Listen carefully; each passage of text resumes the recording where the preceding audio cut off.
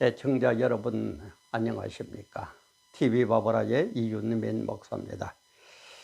오늘 시간에는 우리 어릴 때의 그 시골의 할머님들 참 낯 놓고 기억자도 모르는 그런 분들이었지만은 늘 얘기하지만은 그분들의 그 옛날 얘기가 제게는 참 간혹 팍팍 좀 골수를 쪼개는 것 같은 그런 느낌으로 올 때가 있어요. 특히 우리 이재명 씨, 또 이준석 씨, 이재명은 씨는 현재 더불어민주당의 대표죠. 그리고 또 이준석은 국민의힘의 대표였고, 두 사람을 볼 때에 참 얼굴이 뻔히 쳐다보인다. 할머니들 그러죠. 정말 뻔뻔스럽게 하고 양심도 없는 것 같은 그런 모습을 볼 때 참 네 얼굴이 뻔히, 그놈의 얼굴이 뻔히 보이더라. 뻔히 쳐다보이더라. 이런 얘기들을 많이 하셨거든요. 그래서 저는 이 두 사람을 보면서 이재명 씨의 뻔뻔함이나 이준석 씨의 무례함이나 수학적으로 용어를 얘기하면 이퀄 관계다.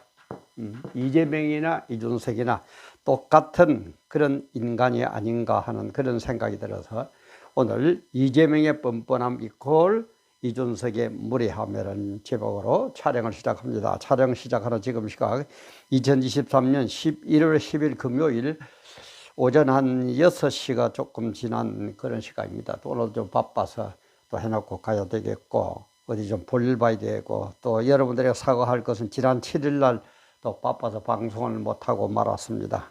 많은 이해를 바라면서 촬영을 시작할까 합니다. 설명을 조금 드리자면은 제가 우선 여러분에게 양해를 구할 것은 참 남을 비판한다는 것처럼 참 어렵고 그죠? 조심스러운 게 없어요. 그리고 남을 비판하는 너는 뭐냐 하는 자신을 돌아보게 되는 그런 일인데, 그러나 지도자라는 것은 비판받는 게 하나의 숙명이에요. 비판을 받음으로 해서 그걸 받아들여 가지고 자기 자신을 점검하고 자기 자신을 개선하고 교정하는 그런 효과가 있는 게 하나의 지도자의 숙명입니다. 그리고 이 사람들에게 가장 비판의 최고의 절정이 뭡니까? 선거예요. 선거로서 심판하는 겁니다. 그래서 지도자는 비판을 받는 게 숙명이다라고 생각을 해주시고, 저같이 못난 인간이 하는 얘기도 좀 귀를 기울여 주셨으면, 국민 여러분들도 같이 한번 생각을 해보셨으면 너무너무 고맙겠습니다. 먼저 이재명 씨, 그 민주당 대표죠. 올해 60세인가 뭐 그렇다고 그래요. 이는 전과사범, 이재명 전과사범인가 되고 범죄 혐의가 열 몇 개가 된다고 그래요. 참 대단하죠, 그죠? 전과사범인가 되는 데다가 범죄 혐의 열 몇 개. 그래서 재판 중에 있고, 특히 또 이재명 씨 하면 떠오르는 게 형수 보고 쌍욕해야 되는 거. 아마 여러분들 조금 관심 있는 분들은 다 들어봤을 겁니다. 형수 보고 입에 담지 못할 그런 쌍욕을 해야 되는 것.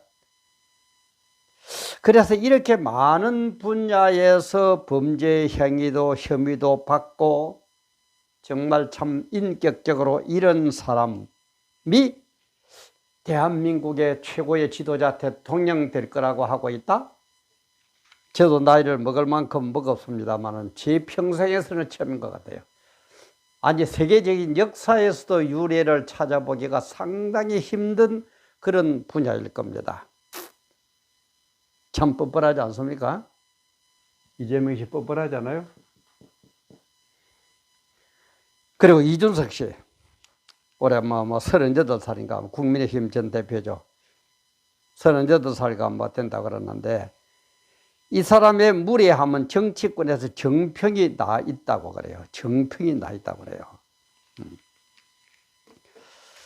그래서 지난 6일 날 그 자유일보 사설에 보면은 이준석, 유승민 등에 관한 이준석, 유승민 등에 괜한 힘쏟을 시간이 없다, 그런 사설이었었는데, 그 사설 일부를 보면은 이준석의 무례함은 정치판에서 정평이 나 있다.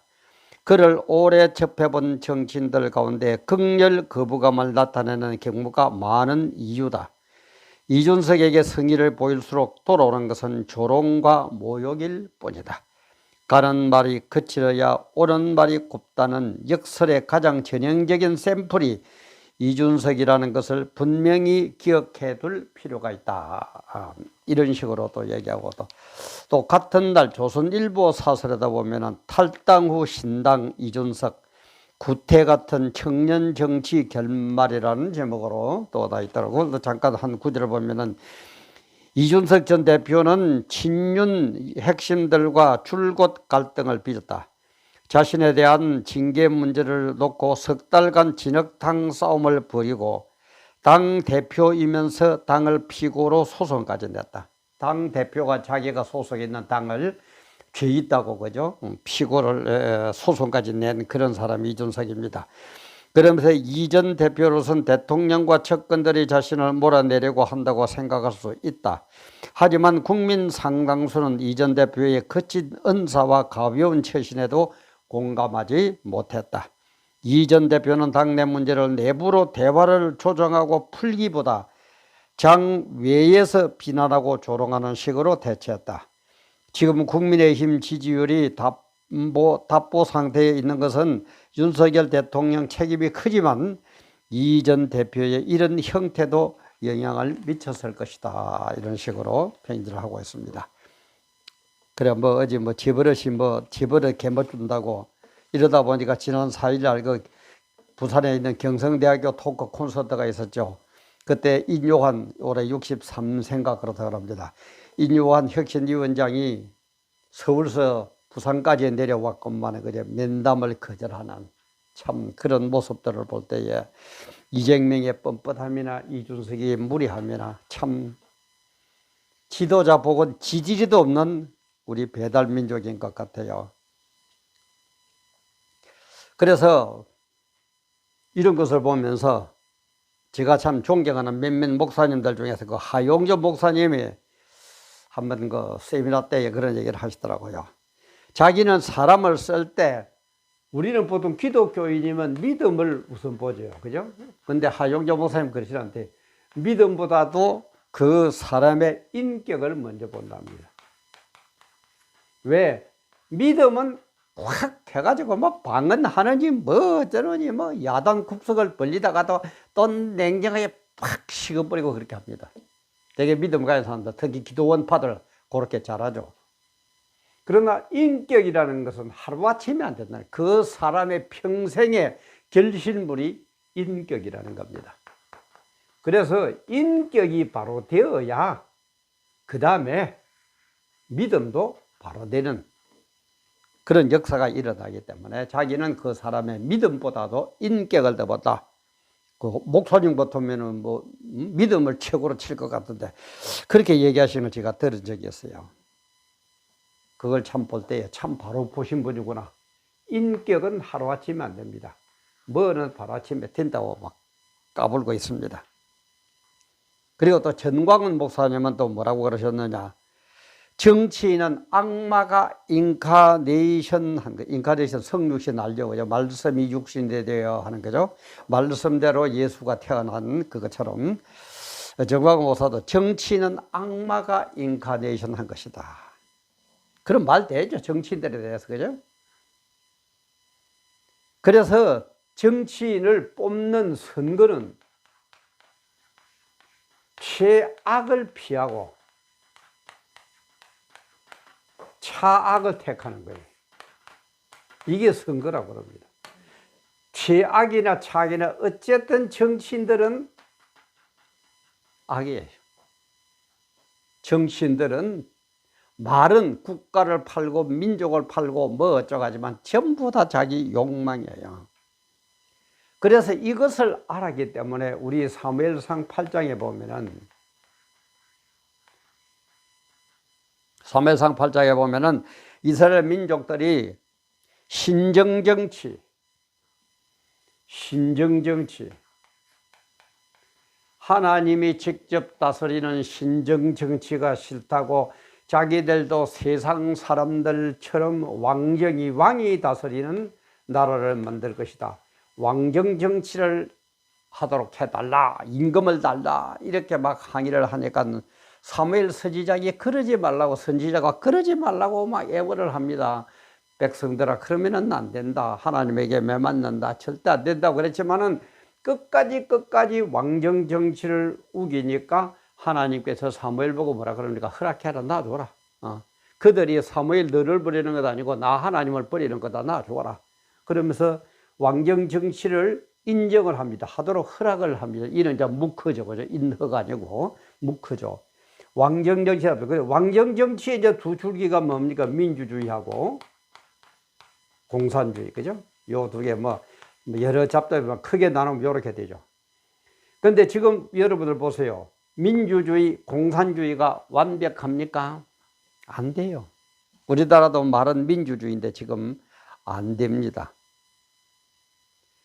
그래서 이게 안 되니까, 이런 것을 알기 때문에 하나님은 허락하는데 꼭 하니까 나중에 뭡니까? 하나님이 하시는 얘기가 사무엘상 8장 18절에 보면은 뭐라고 그렇게 되어 있느냐?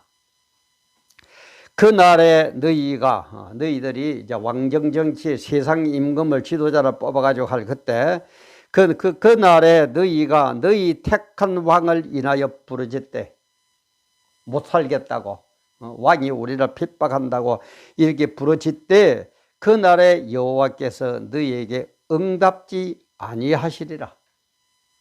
내몰라라 그랬잖아요. 고생 좀 하라는 거예요. 다시 한번요. 사무엘상 8장 18절. 그날에 너희가 너희 택한 왕을 인하여 부르짖되 그날에 여호와께서 너희에게 응답지 아니하시리라. 내몰라라. 응답 안 해. 너 아무리 울부짖고 기도해봐도 내몰라라. 응답 안 한다는 거예요. 그래서 요 민주주의, 공산주의, 이 왕정 정치가 타락할 대로 타락하니까 결국 뭡니까? 종말이 오죠. 종말에 와가지고 주님이 재림 심판해서 다시 천국에서 어떻게 될 겁니까? 다시 왕정 정치를 할 겁니다. 완성된 왕정 정치, 완전한 정치 형태. 이걸 우리는 알아야 돼요. 흐름이 이렇게 흘러가는 겁니다. 그래서 이런 상태로 흘러가기 때문에 앞으로 가면은 갈수록 보세요. 우선은 민족을 팔고 잘하는 것처럼 국가를 팔고 나라를 팔고 어떻게 하더라도 민주주의 사회에서나 공산주의 사회에서는 갈수록 좋은 지도자가 안 나타납니다. 그것의 정점이 뭡니까? 적 그리스도죠. 적 그리스도가 나타나야 돼요. 세계를 지배하는 적 그리스도가 나타나야 돼요. 나중에는 어떡합니까? 하나님도 대적해요. 성전 꼭대기에서 내가 하나님이라고 외치. 그때가 이제 주님이 재림할 때죠. 그래서 심판해가지고 하나님의 말씀을 따르는 자, 믿는 자는 천국이요, 그렇지 않은 사람은 지옥불에다가 영원히 집어넣어 버리는 거예요. 그래서 왕정 정치를 완성할 겁니다. 그래서 왕정 정치가 완성된 곳, 그곳이 어디냐? 바로 천국이다 이 말이에요. 우리의 삶은 성경에 기록된 대로, 기록이 늘 제가 얘기하지만 성경 기록대로 살면 됩니다. 왜? 이 세상에 1.1획도 부족함도 없고 틀림도 없고 넘침도 없고 그대로 가장 완벽하게 완성된 것은 성경 66권밖에 없다 그랬죠. 이 세상의 모든 일은 완성이 아닙니다. 완성은 이 세상에서 없습니다. 성경 하나뿐이에요. 성경 하나밖에 없습니다. 그러면 완성이 아니고 뭐가 라고요? 전부 성취가 돼서 줍니다. 윤석열 대통령님 대통령 됐습니까? 완성된 게 아닙니다. 대통령직이라는, 대통령이 된다는 그 하나가 성취되었을 뿐이지 앞으로 대통령이 할 일은 어마어마하게 많습니다. 완성을, 그래서 성취는 완성을 지향한다. 제가 그런 얘기를 했죠. 단단히 정신들 좀 우리 차립시다. 정말 정신들 좀 차립시다.